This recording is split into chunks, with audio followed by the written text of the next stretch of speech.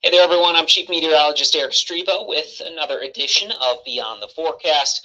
We apologize for missing last week. I was actually out of the office, just dealing with a couple issues, but as of right now, we are back into the mix, and we are going to get rolling here as soon as we can. One thing I'm going to do is take off the banner, if I can find it. It says Mid-Michigan Now.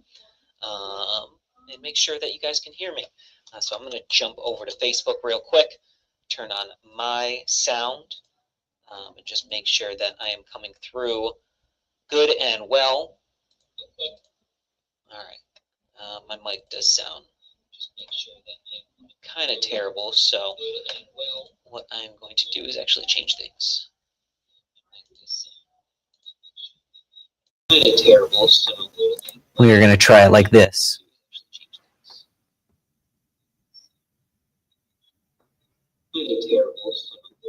We are going to try it like this. All right, that sounds a little bit better. So now I'm going to get rolling here. We're going to try it like this. All right, that sounds a little bit better. So now I'm going to get rolling. So in this week's episode, I wanted to, if you missed it last night at 10:30, I wanted to give you another look at our special report that I did. It is about cloud seeding. There's been a lot of talk and a lot of discussion about cloud seeding and weather manipulation, weather modification, while every other topic,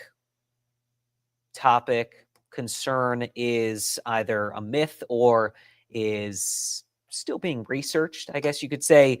Cloud seeding has been there since the mid-1900s. So I wanted to give you a little bit more details on that in this special report. Of talk recently about if the weather is being controlled or manipulated. And while most thoughts about that possibility are either false or just a theory of what could happen in the future, one weather modification technique has actually been active since the mid-1900s. It's called cloud seeding. And we are here today to show you what is fact and what is myth about this very important innovation.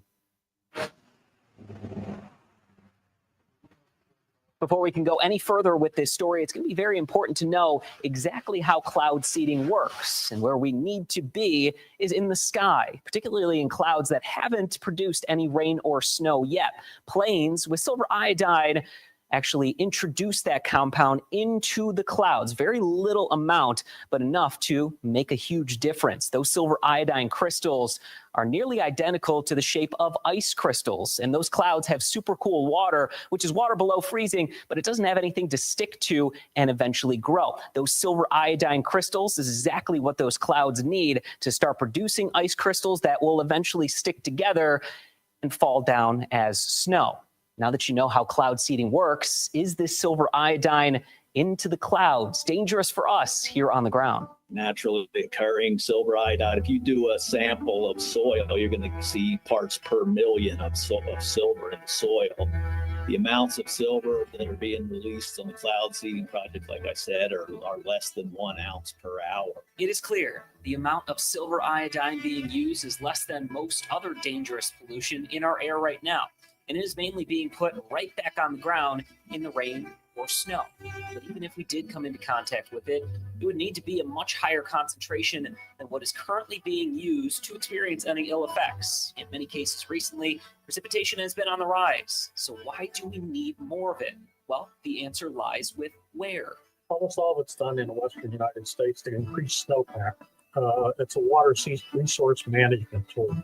It's one way. If you think about water in the West, you basically there's very few ways to get more water. One is conservation, one is importation, one is desalinization, and you can pump groundwater out of the ground, or you can try to make more water out of the clouds, and that's what the cloud seeding is about. So it's really important in the western United States more than anywhere.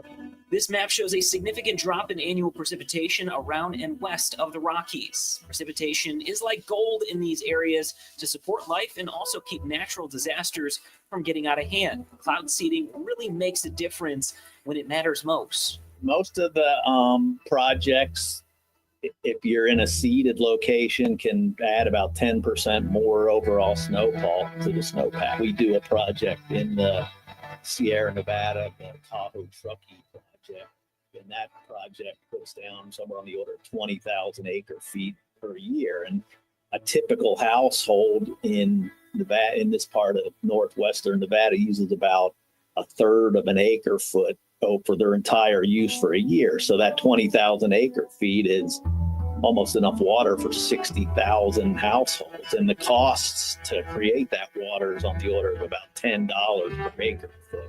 This project is being put on by the Desert Research Institute. They are at the forefront of cloud seeding projects and research. They are also using machines on the ground to put silver iodine into the clouds, which reduces pollution from planes that would otherwise be used. And while they are making a difference in lives out west, they also have put extensive time into making sure their projects don't have any negative impacts. We have a rule where if the snowpack exceeds 150% of normal, the project's suspended. So we basically, when we get these big winters where there's lots of snow, the project's suspended. We're obviously gonna stand down if there's any potential flooding or anything like that. Cloud seeding will never be what causes headline-making weather events, nor could it due to the amount of energy it would take, which we do not have the ability to even manufacture. It is important to not fall into the myths, but also know that any other weather controlling talk is not actually real or is still being researched at this point in time.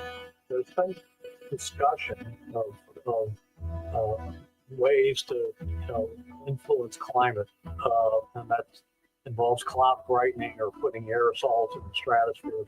This is all just hypothetical. Well, currently cloud seeding is not happening in Michigan or the majority of eastern states, but even if it did expand, it is safe and effective to give us something life cannot live without.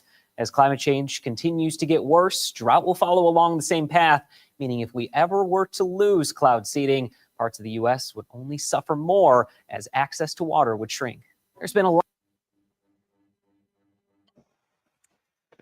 All right, everyone. Hopefully you enjoyed that. I know it was a very long, detailed package, but we've had a lot of talk about cloud seeding recently, and I wanted to give you a little bit more detail into exactly what it is. Now, for those of you here in Michigan, if you're watching us and you're worried about cloud seeding, it's not happening in our state. It has not happened for decades. They did a couple projects way back when, but currently we do not need cloud seeding or anything weather modification, weather adjustments, weather changes in the state of Michigan. We already have crazy weather as it is, and that's just Mother Nature doing her own thing from day to day. But when it comes to cloud seeding, it is a very important tool for those that are not as lucky as we are. I know we have our own drought concerns here right now, but our drought tends to be more short term, while theirs is longer term because they really don't get that much precipitation out to the west. It's a very arid desert climate and community. Now you get into the mountain ranges, of course, in those regions, you're going to get a lot more of that precipitation. But overall, cloud seeding in that area, along and around and west of the Rockies is a very important tool, and they are using it effectively while not causing any concerns when it comes to health issues or potentially creating flooding or significant snowfall that would lead to injuries or deaths. So good news there when it comes to cloud seeding. Hopefully you are able to pick up some good information just by watching our special report. As we go into our forecast, we do have the sun setting as we speak. It's getting earlier and earlier in the evening, which it's tough to let summer continue to slip away. We are officially into fall. That started on Monday. We are seeing at least those clouds also sticking around. Those will fade away with time. And we even have a couple rain showers that are trying to hold on, but most of us are drying out here this evening. Current conditions, we've got clear skies towards US 127. That's where the drier air is right now. Still holding on to some moisture across and around Interstate 75 and into the Thumb, and as well as parts of the Saginaw Bay. All of us will continue to clear out here for the rest of this evening into the overnight, and that will lead to some fog. Now, you may have already seen the forecast that it is going to stay warm. So why exactly is that happening? Well, we have an omega block that is going to start to develop. So we have a couple different systems, one here towards California, Arizona, Nevada, and the other that's down into the southeastern states, the Tennessee Valley. In between those systems, and even stretching into the Great Lakes, we have a ridge of high pressure that starts to build on in. Now, that will start to shift from an omega block to a Rex block, or just kind of a blocking pattern because of a hurricane.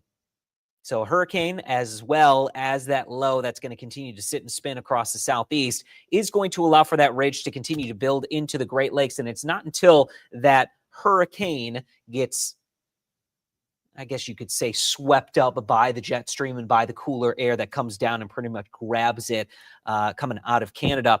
We are not going to see that ridge breaking down until potentially the, I guess you could say the end of next week or the end of the first week of October. Going to get slightly warmer tomorrow, lower 70s across the north and towards Lake Huron because of some extra clouds and the potential of a couple showers as you head north and around US 10. The rest of us will stay dry, lots of sunshine. We'll have more clouds in the evening compared to the morning and afternoon. Temperatures mid to upper 70s.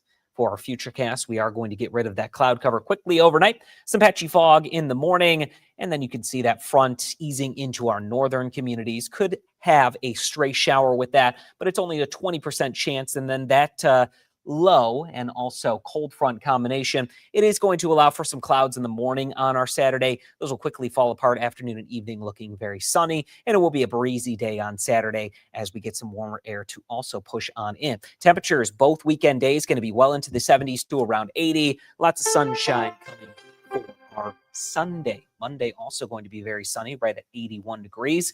And as you can see, we still have a lot of drought and dry conditions. Not going to be a great forecast to get rid of that because we barely have any rainfall in our forecast. The only chance is a small, very minor chance tomorrow, only a 20% chance in our northern communities. And we are going to continue to see those temperatures staying warm into our Tuesday. Dennis, I'm going to read your comment. So I'm going to pause here 1 second.